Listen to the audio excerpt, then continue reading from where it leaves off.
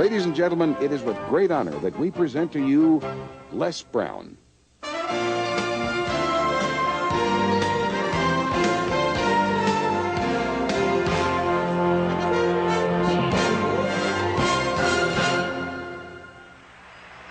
What I'd like for you to do right now, I want you to think about your dream, because I'm in a room full of dreamers. Think about your dream right now. I want you to think about it and envision it. Now, ladies and gentlemen, let me share something with you. I do not believe that any of us have dreams that were not given to us for the purpose of accomplishing those particular dreams. And I want to share something with you that has changed my life. I started out, as was indicated by Jack. It's very humble beginnings. I don't know what that dream is that you have. I don't care how far-fetched it might appear to be. I don't care how disappointing it might have been as you've been working toward that dream. But here's what I know, that dream that you're holding in your mind, that it's possible. Let's say that together, please. Say, it's possible. See, sometimes we can't say, I can do that. But what we can say, that it's possible that I can have my dream as we run toward it, as we work on it day in and day out. No one, ladies and gentlemen, could have convinced me when I started out just over 6 years ago, working on my dream. And I want you to think about whatever your dream is, because I was willing to take a chance. And most people won't do that. Most of the people that you talk to try and bring them into the business, these are not risk takers. Most people have done all that they're ever going to do. They raise a family, they earn a living, and then they die. But people who are running toward their dreams, life has a special kind of meaning. And here's what I will share with you, that in the process of working on your dreams, you are going to incur a lot of disappointment, a lot of failure, a lot of pain, a lot of setbacks, a lot of defeats. But in the process of doing that, you will discover some things about yourself that you don't know right now. What you will realize is that you have greatness within you. What you'll realize is that you're more powerful than you can ever begin to imagine. What you will realize is that you are greater than your circumstances, that you don't have to go through life being a victim. As Jack indicated, I was born in Miami, Florida, in an area called Liberty City, in an abandoned building on a hard linoleum floor with my twin brother. We were 6 weeks of age. We were adopted. When I was in 5th grade, I was identified as EMR, labeled educable, mentally retarded, put back from the 5th grade into the 4th grade, and stayed in that category until I got out of high school.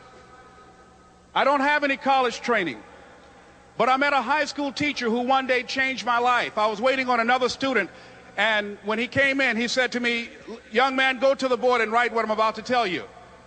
And I said, I can't do that, sir. He said, why not? I said, I'm not one of your students. He said, it doesn't matter, follow my directions now. I said, I can't do that, sir. He said, why not? I said, because I'm educable, mentally retarded. And he came from behind his desk and he looked at me. He said, don't ever say that again. Someone's opinion of you does not have to become your reality.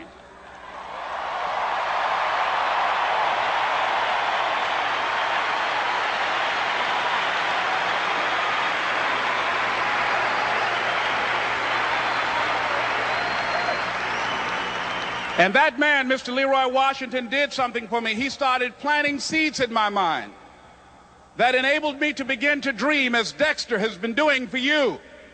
And ladies and gentlemen, I started working on my dream. And most people don't work on their dreams. Why? For many years I didn't. One is because of fear. The fear of failure. What if things don't work out? And the fear of success. What if they do and I can't handle it? The other thing is that most people, ladies and gentlemen, they get comfortable. They stop growing, they stop working on themselves, they stop stretching, they stop pushing themselves, And they end up becoming very cynical about life, and they throw in the towel on themselves and on their families and on their dreams. And the other thing is that most people don't feel worthy. What I'm doing now, I could have been doing years ago. But because I did not have a college education, because I didn't believe in myself, because I allowed other people's opinion of me to control my destiny, I didn't act on my ideas. So I applaud you for your dreaming, for your running toward your dream. I applaud you for believing in yourself, because that's what life is about, stretching and challenging, looking for ways that you can begin to improve yourself. And ladies and gentlemen, as a result of stretching out, of acting on my dream, and I don't know what that dream is for you, I can tell you that it's possible. No one could have convinced me that after just over 6 years, I will have my own book entitled Live Your Dreams. Just over 6 years, I will have 5 specials on public television.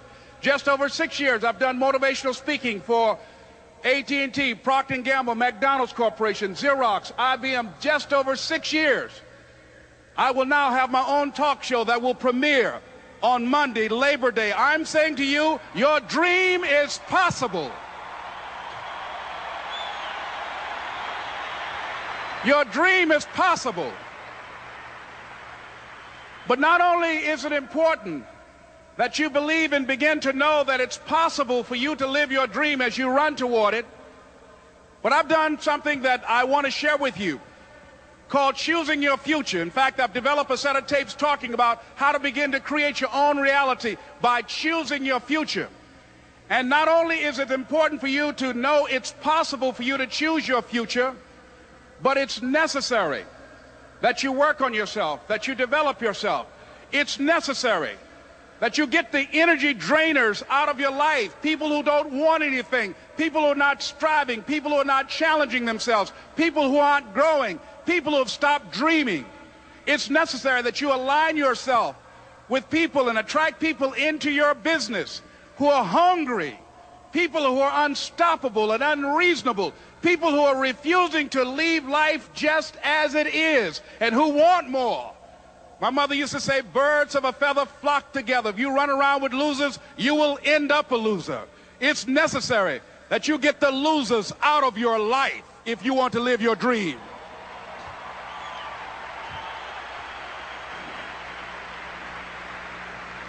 It's necessary to know that everybody won't see it, that everybody won't join you, that everybody won't have the vision. It's necessary to know that a lot of people like to complain, but they don't want to do anything about their situation, that you are an uncommon breed. You know, you have to know within yourself that I can do this. Even if no one else sees it for me, I must see it for myself. That's necessary. It's also, ladies and gentlemen, necessary that you be creative when you're working on your ideas, that you understand the importance of changing up, of readjusting your strategies. Many times we can have a great idea, but if you're not advancing it in the right way and things don't happen, you become discouraged and think the idea doesn't work. No, that's not true. It's necessary that we become creative. I remember when I was in New York walking down the street, and a guy approached me and said, "Hey, mister, can I shine your shoes?" And I said, "No, I'm in a hurry. I don't have time." I kept walking. Someone else said, "Hey, man, your shoes look clutty. May I shine your shoes?" I said, "No, I don't have time. I'm sorry, I'm busy." And I was walking fast, and many people solicited me for my business. And then finally, a young man stepped in front of me, and he said, "Excuse me." And he started counting, 97, 98, 99, 100. He said, "Sir?" I said, "Yes." He said, "Come here, please." I said, "What is it?" He said, "Today is my birthday. And every year, just to thank God for another year of life, the 100th person who passes my shoe shine stand, I offer them a free shoe shine. Would you give me the honors?" I said, "Why, sure." I got up on the shoe shine stand, George, and I sat there, and he shined my shoes diligently. And when I got down, I looked at them, they were sparkling. And I was walking away, and I said, "Thank you." And I stopped. I said, "Excuse me, but how much do you usually charge?" He said, "Only $2. I said, "I tell you what, today's your birthday. Here's $5, keep the change." He said, "Thank you." As I was walking away, looking in the opposite direction at other people coming, he started counting again. 97, 98, 99, 100.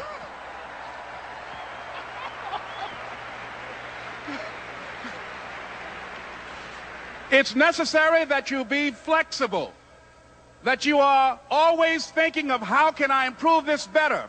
This is a customer-driven economy. It's necessary for you to always explore various ways in which you can improve the quality of service that you're providing for the people in your organization. I remember something, a major company had talked about the extra value service they were providing for their customers. And the lady who had the news conference summarized it this way. She said, it's not our intention to satisfy our customers or to please our customers. Our intention is to amaze them. It's necessary, if you're going to compete today, that you look for ways to amaze your customers by being one of those individuals that keep your commitments, that keep your word, that's relentless. It's necessary as you work with the people that you bring into your organization, that they see that you are a good example of a person to work with, because you model integrity and determination and ambition and truth and honesty and the way in which you conduct business. The next step is, that is you. That is you. That no one can do it for you but you. And even though you face disappointments, even though you will experience some setbacks, it goes with the territory. You must understand that. I remember I was playing a game with my 9-year-old son, John Leslie, and I beat him 10 straight games in a game called Connect 4. And finally, I said, John Leslie, I'm bored. I don't want to play you anymore. And I got up. I said, I'm ready to go to sleep now. And repeat after me, please. Let's say this together. It's not over until I win.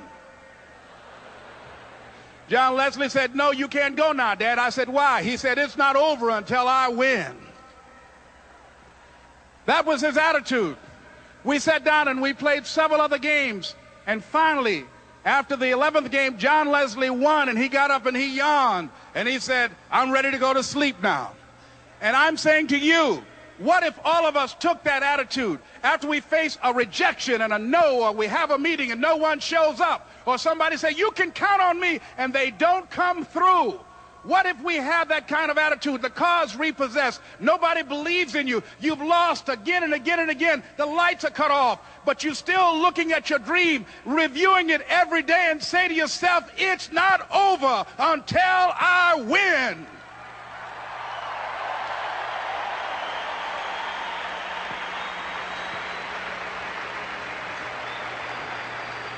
Life will yield to you. Now here's the next step. Repeat after me, please. It's possible. I can live my dream. It's necessary. I work on myself. Surround myself with winners. Become creative. It's me. I've got to make it happen. It's not over until I win.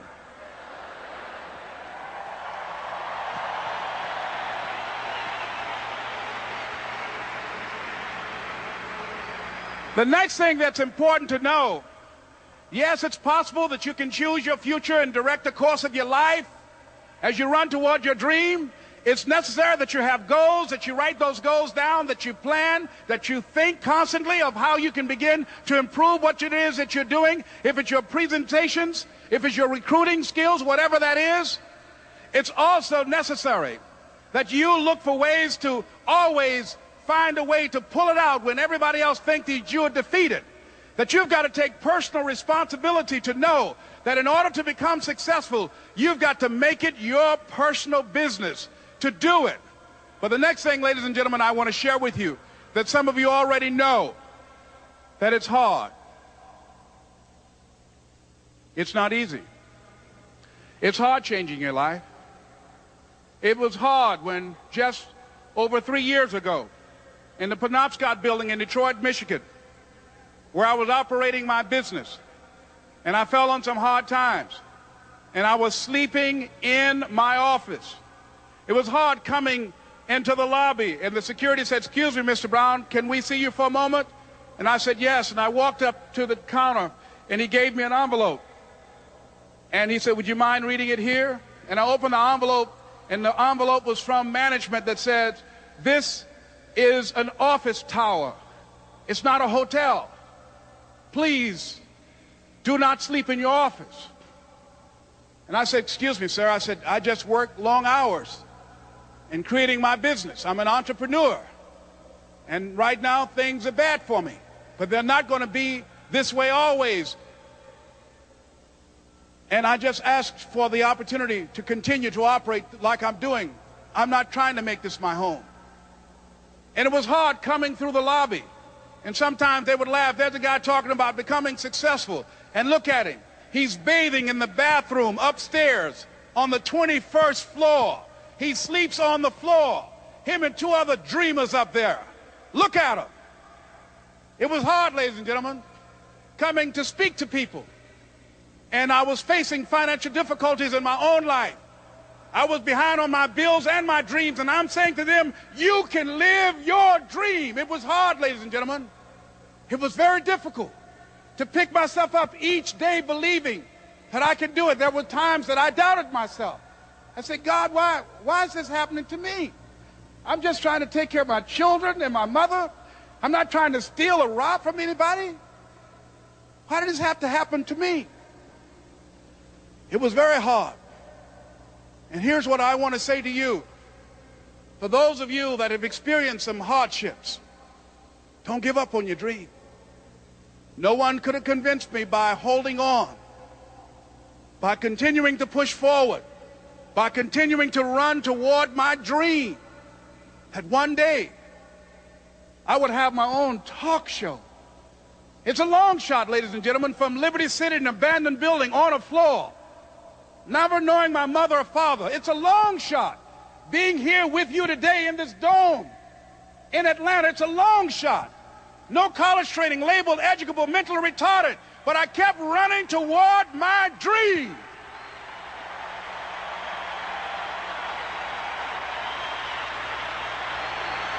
Don't stop.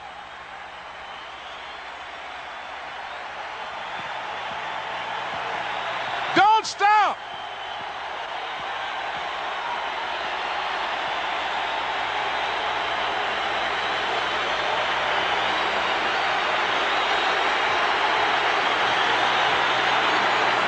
Don't stop running toward your dream.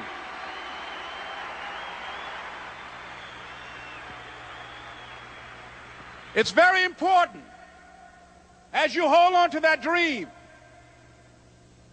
There are moments when you're going to doubt yourself. There are rough times are going to come, but they have not come to stay. They have come to pass.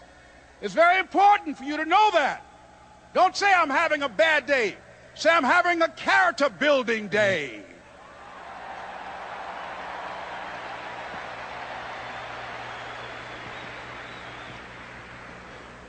It's very important for you to believe that you are the one to make this happen. I remember this high school teacher, Mr. Leroy Washington, at the end of school one June, it was just a few days before we were supposed to leave, and I just got my report card, and it indicated that I'd failed history, and I'd failed English, and I would have to go to summer school.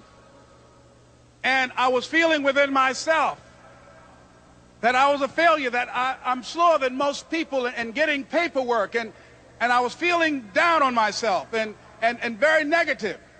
And Mr. Washington was giving a speech to the graduating seniors, and I was in 11th grade. And even though I wasn't supposed to be in there, I went in there because the speech he was giving, that speech was for me. And as he talked, my heart began to beat fast. Tears began to run down my eyes, and I was in the back just listening to him because he said, and he was a very dramatic man. I still talk to him to this day. He said, as graduating seniors of Booker T. Washington High School, I want you to know that you're blessed and highly favored, and that as you go toward the future, begin to know that you have greatness within you. And if just one of you here begin to envision yourselves as being blessed and highly favored to reach your goals, if just one of you capture the essence of what that means, that you have greatness within you and a responsibility to manifest that greatness, That you can make your parents proud, you can make your school proud, you can touch millions of people's lives, and the world will never be the same again because you came this way. And the students gave him a rousing standing ovation. And as he left the auditorium, I ran down the steps and I caught him in the parking lot. I said, "Mr. Washington?" He said, "Yes." I said, "Do you remember me, sir?" He said, "No." I said, "My name is Leslie Brown. My mother, she works in the cafeteria here. I'm one of the twins, Leslie and Wesley." I said, "Mr. Washington, but you know, I got these big dreams. I like talking to people. I love people." I said, I want to work with people, and I got this dream of buying my mama a home. Could I do that, Mr. Washington?" He said, "It's possible, Mr. Brown." And as he walked away, I called him again. I said, "Mr. Washington?" He said, "What do you want now?" I said, "I'm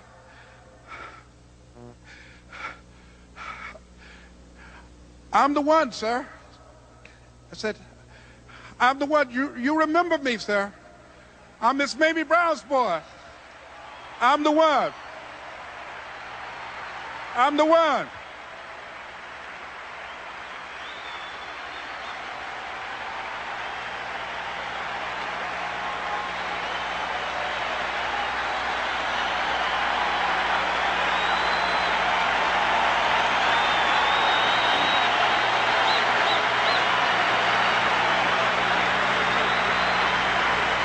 And you must feel that's why you're here, because you are the one. And I remember when PBS first played one of my specials called "You Deserve" one Sunday afternoon in Miami, Florida. I had some friends call him to tell him to tune in. And he watched the program. He called me in Detroit, and I answered the phone. I said, "Hello." He said, "May I speak to Les Brown, please?" I said, "Who's calling?" He said, "You know who this is." I said, "Oh, Mr. Washington, it's you." He said, "You were the one, weren't you?" I said, "Yes, sir." He said, "And you were so crazy." I said, "I know, but I'm rich now."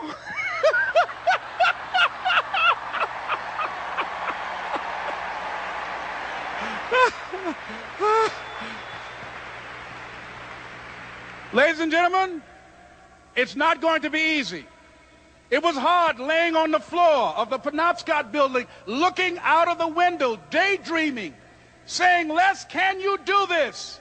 Can you make this happen?"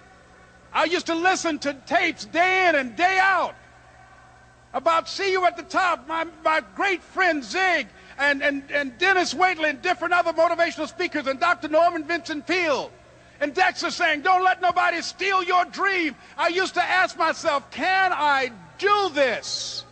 And something said within me, "You're the one. You're the one." And let me tell you something, ladies and gentlemen. While you're here, and before you go back home to your respective cities and communities, write down at least 5 reasons on why you deserve your dream, on why you won't give up, what's going to make you unstoppable, why you must be unreasonable, because logical, practical thinking says you can't do it today. But if you want to produce unreasonable results in your life, like living your dream and taking charge of your destiny, you've got to be an unreasonable person. You've got to be an uncommon person. So write down the reasons of why you're here. My first major goal was to buy my mother a home. And let me tell you something, ladies and gentlemen. What will reasons do, Les? Nietzsche said, if you know the why for doing, you can endure almost anyhow.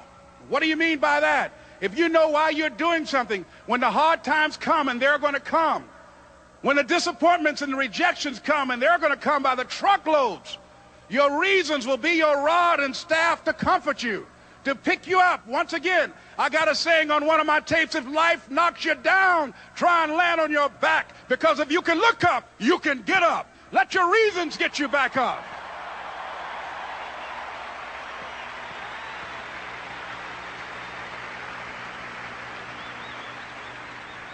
I remember when I bought the home for my mother, and she came out of the car. When I opened the door, I said, "Mom, I think I know these people in this house." That was my first major goal. And then I couldn't conceal it anymore. I said, Mom, I got this for you. And as she went from room to room, looking at the house and saying, thank you, Jesus. Thank you, Lord. No one ever could have convinced me that this could have happened to me. And she looked at me and she said, Leslie, and you caused me so much problems as a boy. You were always into stuff. She said, no one could have convinced me that day when I walked in that house and this lady was holding you and your brother. And she said, ma'am, I want you to promise me 2 things. And she said, what is it? She says, 1, promise me that you won't separate them. She said, I want them raised together. I want them to know each other. I got pregnant while my husband was away in the war, and I can't keep them. Promise me that you won't separate them. She said, I promise I won't. I've never had children. I promise I won't separate them. And she said, promise me that you'll never tell them about who I am, because if my husband ever found out, he would kill me. She said, I promise. And she said that she gave them to us, and she kind of cried, and she was walking out the door, and she looked at my adopted mother. She said, remember, don't you separate them. She said, I swear to God, I won't separate them. I'll keep them together. And she said, as I held y'all in my arms, I never had any children of my own. I didn't know how I was going to do it, but I knew with the help of God, I will do it. And ladies and gentlemen, my mother had a dream of having children and raising us. She didn't know how she's going to do it. You're going to be just like that. And some of you are already there. Well, you don't know how you're going to make this happen, but you just feel within yourself some way, somehow, with the help of God, I'm going to make it happen. Repeat after me, please. No matter how bad it is,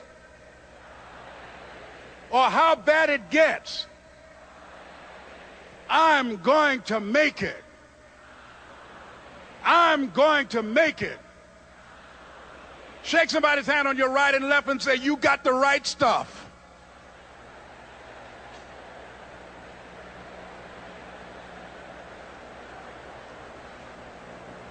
So, yes, it's possible for you to live your dream.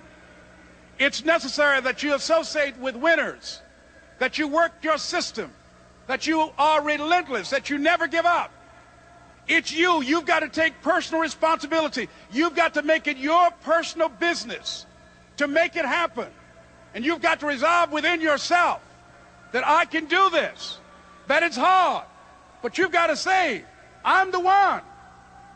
I'm the one to make this happen. I'm the one to become successful in this business. As you work to help other people to become successful, that feeds your success. But you know it's going to be hard, but find out what will make it worth it for you. I told Mr. Washington I wanted to become a disc jockey. Someone asked me to tell this story. And he said, Les Brown, he said, if you want to do anything worthwhile in life, you've got to be hungry. And so I started working to develop myself. He said, I want you to practice every day being a disc jockey. I said, but I don't have any job now. He said, it doesn't matter. He said that it's better to be prepared for an opportunity and not have one than to have an opportunity and not be prepared. So every day I was working to develop myself. And that's what you must do. And as I was working to develop myself, I applied for a job as a disc jockey, WMB, I'm on Miami Beach. I went to a guy named Milton Butterball.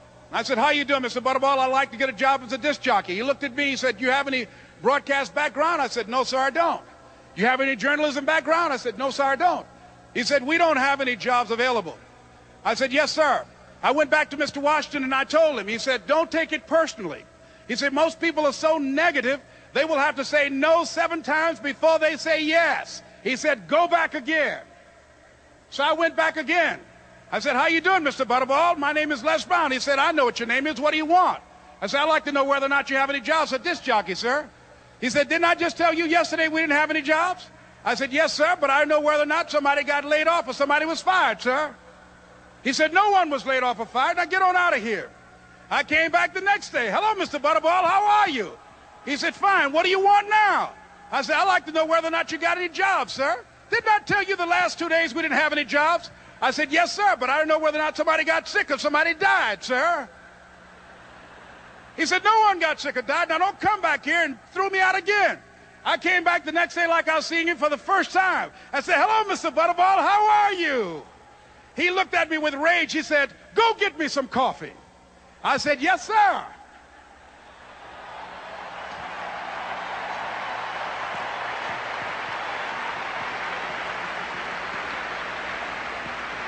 And I went to get him some coffee.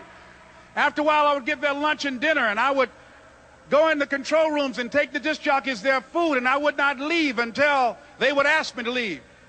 Then they started trusting me to pick up entertainers that came to town. Entertainers like the Four Tops and the Temptations and Diana Ross and the Supremes. I would drive them all over Miami Beach in the disc jockeys, big long Cadillacs. I didn't have any driver's license, but I was driving like I had some.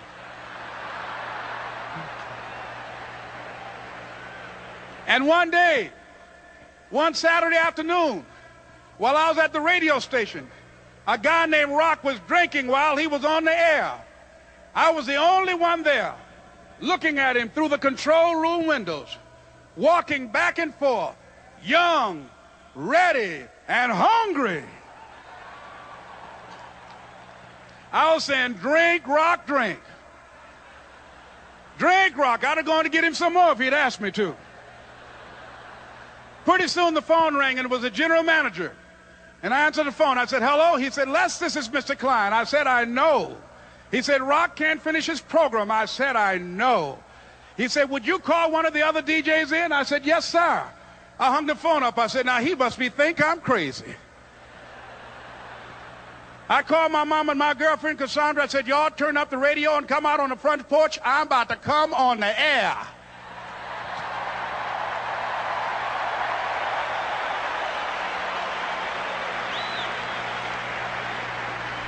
I waited for about 20 minutes, and I called him back. I said, Mr. Klein, I can't find nobody. He said, young boy, do you know how to work the controls? I said, yes, sir. He said, go in there and don't say nothing here. I said, yes, sir. I couldn't wait to get behind those controls. I put on an old Stevie Wonder record called Fingertips. I sat down behind that turntable. I said, look out, this is me, LB, Triple P. Les Brown, your platter playing papa. There were none before me, and there will be none after me. Therefore, that makes me the one and only. Young and single and love to mingle, certified, bona fide, indubitably qualified to bring you satisfaction, a whole lot of action. Look out, baby, I'm your love man. I was hungry. I was hungry. You got to be hungry.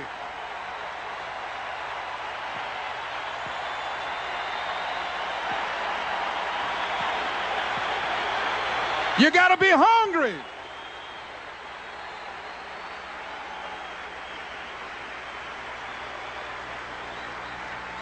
So, ladies and gentlemen, if you want to make your dream become reality, the people that are running at their dreams know that it's possible that you can live your dream, that it's necessary, that you're relentless, that you have a plan of action, that you are creative. The people that are living their dream are finding winners to attach themselves to. The people that are living their dreams are the people that know that if it's going to happen, it's up to them. And they're resolving within themselves, it's not over until I win. The people that are running after their dream know they're going to have hard times. They keep on running because they're saying within themselves, I'm the one. I'm the one. No matter how bad it is or how bad it gets, I'm going to make it. The people that are running after their dreams are the people that are hungry. Shake somebody's hand on your right and left and say, you got to be hungry.